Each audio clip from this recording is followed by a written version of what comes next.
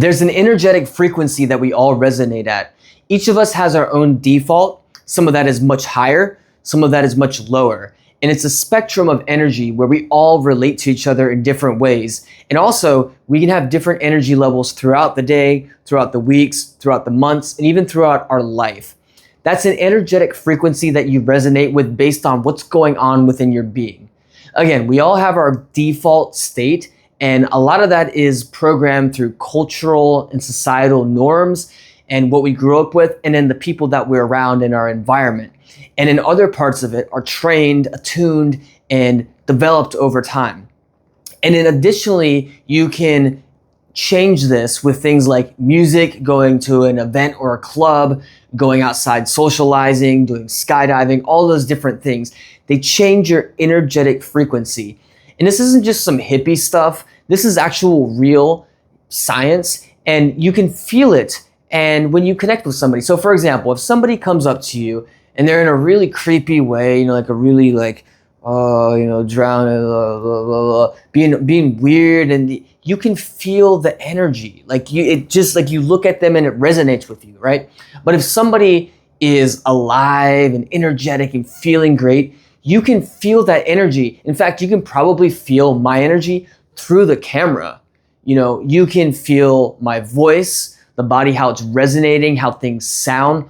All of that is available for you, and you pick up on that and you reflect on that internally yourself. So that's why your environment is so important. The people that you're around, the things that you see, the media that you consume, that's an energetic vampire. If you consume the wrong type of information, let's say negative news, fear porn, things like that, or if you're around negative people who have a limiting mindset. If you're around people who are energetically high resonant and they're operating at a high level, they think of possibilities, they think of things that can be done.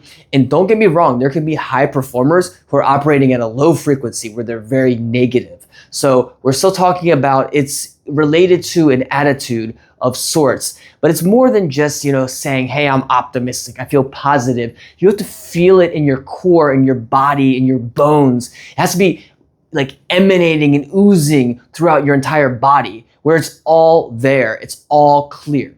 So this is a thought I want you to think about. And for the next couple of days, I want you to think about this. When you wake up, how do you feel? Then a few hours later, how do you feel? When you go for a walk, how do you feel? When you're around people, are you feeling anxious? Are you tensing up? Or are you calm and relaxed, depending on who it is? Pay attention to your body and how that attunement is happening.